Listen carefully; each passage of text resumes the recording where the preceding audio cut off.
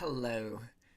This video is all about PayPal stuff, and this is something that my knowledge of is pretty fractured. Like I know about PayPal, I have a PayPal account, and I've learned a lot about it, but it's not as definitive as my knowledge about eBay. So I'm just gonna kind of vaguely go over some of these concepts to the best of my knowledge. Okay.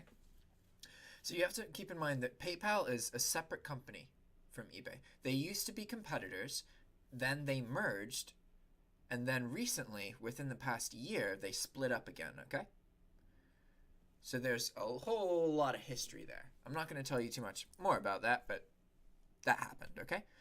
When you have a PayPal account, you're going to experience holds on your funds. And it's not as simple as like, oh, once you get to this point, you just don't experience that anymore. When you first start, they're going to have holds of, I think it's like 21 days from when you get your purchase. So when you start drop shipping, even though your buyer is paying for an item, and normally you would have that money instantly, you have to give it, you have to buy it from some other source of credit or some other card, even though you're gonna have that money, because PayPal puts a hold on it. And this is to make sure that you don't just willy-nilly do something. And PayPal's kind of protecting themselves because they're like, all right, we got to make this a good experience for our buyers, so we got to be really, upfront with our sellers at first and not make this as very convenient for them and prove that they're going to put through the work to get to that point. As PayPal is a service, and there's a lot of angst about PayPal. Remember, when you're using a service, they always have the right to just terminate your service. That is always a thing. And you better make sure that you are communicating with PayPal and that you view them as someone who is on your side and is like, so many people have a lot of angst about PayPal. And I understand having angst if you have an account and it just gets shut down and you blame them. But like, you can't blame people. You have to understand you're in an industry of risk. This is a risky industry.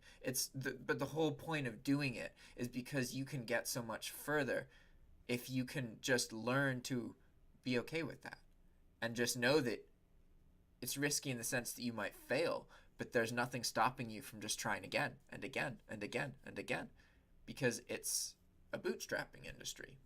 When you're a drop shipper, you don't need to purchase inventory. You don't need to try and open this restaurant and then it just fails and you have to go through that demoralizing experience and then, okay, I'm going to open up a better restaurant this time, But with drop shipping, you can do that over and over and over and over and over and over and over and over. And that is a great appeal. But that was a huge tangent. Anyway, yeah, you're going to have holds on your money and it's going to be irritating. Deal with it. It's part of the gig. It'll be okay. Just expect it. There's also PayPal account limits, and these are in addition to your eBay account limits, okay? Your eBay account limits are separate. PayPal account limits also work differently. It's not about how many items you get. It's about how many payments you have coming in, okay? So right now I have a $20,000 PayPal limit. Once I get $20,000, the first $20,000 of incoming payments for the month, I get instantaneously. So I get the payment, I can use that money to then purchase the item. I don't need another credit or another source, okay? But once I pass 20 days, then all incoming transactions are held for 21 days. Or up to 21 days. It's actually it's less because it's based on when it ships and like 7 days after that, and when you prove delivery, you can shorten it. But they are, all of them, put on hold. And you'll actually notice that PayPal sometimes just randomly does this to some transactions. For whatever reason, they're questioning that one particular transaction, and they will put that money on hold. It's all part of having a PayPal account, and it gets pretty tough to keep track of it once you have a lot of different things coming up. But separate from all of that, PayPal, buyers can submit claims through PayPal instead of through eBay. So this is interesting because if you have something like a return policy on eBay, right? eBay's guarantee is shorter than PayPal's guarantee. So if a buyer is smart and they see that they're out of your return period on eBay, they can just go through PayPal.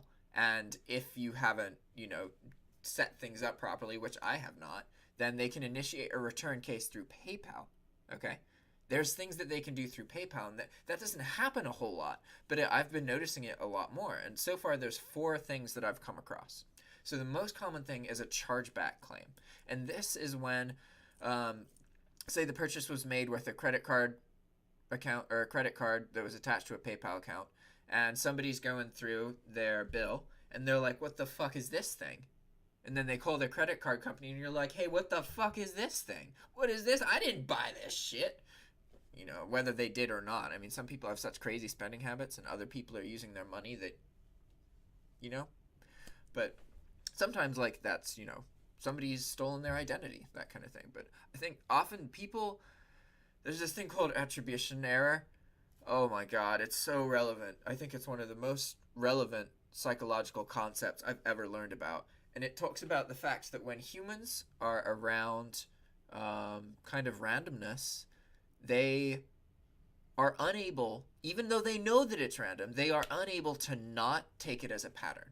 And that's so relevant in dropshipping and so many other things. But again, I'm going on tangents. Okay, so the chargeback claim is when somebody sees a transaction, they call their credit card company, and they're like, hey, I didn't do this. And the credit card company goes to PayPal and is like, hey, this is a chargeback claim now. So what that means is, did you ship the item? Okay. Do you have tracking number? Okay, you win. Yay! It's great. You can actually often, like, the thing is, anytime a claim gets opened, all the money from the transaction is instantly on hold. So it'll look like you just lost $120 in your PayPal account, basically. Because it's not always obvious how much money is on hold, okay? But it's no longer being shown to you in that main number. So chargeback claims are easy to deal with because you're covered as long as you shipped to the address in the sales record from eBay. As long as you did that, you're almost always going to win a chargeback claim, unless you fail to respond, or you just, like, they ask you something, or they ask you to provide the tracking number, and then you just never do it. You can lose. PayPal claims, you do not want to screw with PayPal. PayPal is like the core of how you have money in a dropshipping business. So be on top of it. You have to be. You absolutely have to be. And it's kind of alarming to me how I don't know a whole lot about PayPal. Like, I really don't. And I need to learn more about it. But I'm just splurging all of this out. Hopefully this is useful. This is obviously a longer video. It's already, it's 7 minutes and 30 seconds. That's not so bad, but it's a lot of talking. And I'm not even doing the order of these bullet points. So, okay, another one is an automated fraud investigation claim. This one is also pretty easy to deal with. It's just kind of frustrating. So sometimes PayPal will just flag a transaction as possibly fraudulent. As long as you message the buyer and they're in communication with you, then typically this is just like a thing that PayPal does. And you can go through with the sale, although PayPal will tell you not to. But you still can. It's in every situation that it's come up for me. It's been when a person who's actually has the eBay account and wants to use it is trying to buy something. It hasn't, well, I mean, there have been fraudulent times, but usually when you message a fraudulent account, like, well, at least there's this perception that the person just got the information once, and then if you interact with the account, the actual buyer will get notifications about that, okay? I don't know if that's really true now that I think about it, though. Again, it's attribution error. Just because you think something's related doesn't mean it is, and you can't live your life as if it is. But at the same time, oh man. All right. Okay, I've done all except one. All right, almost done. So the other one, there's 2 of these actually. A buyer through PayPal, well, they can request a partial refund to claim an issue that they have, right? So I just had the first one of these come up recently, and it was weird because it was like what I do through eBay, except usually with more steps. But the first time I was notified of it, my buyer was basically like, hey, if you don't give me $30 back for this transaction, I'm going to have a problem with it. And I was like, all right.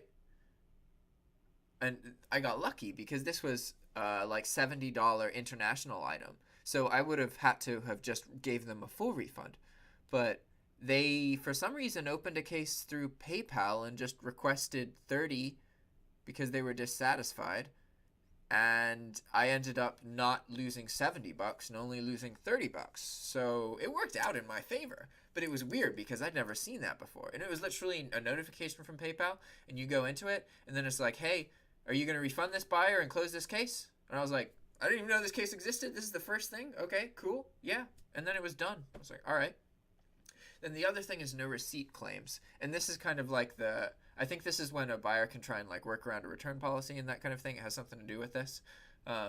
But they can go through PayPal and claim that they just never got the package. And I think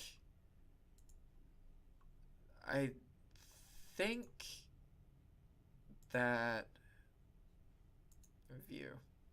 Oh, is my internet screwing up? Okay, I think that this just gets one. It's like the chargeback case where it just gets one when you upload the tracking. And this is interesting because I got notification that this case had been opened, and then I think eBay automatically uploaded the tracking because I didn't upload the tracking and it was just there, and I was like, what? How did that happen? And if you look at the tracking number, it does show that it was delivered, so crazy.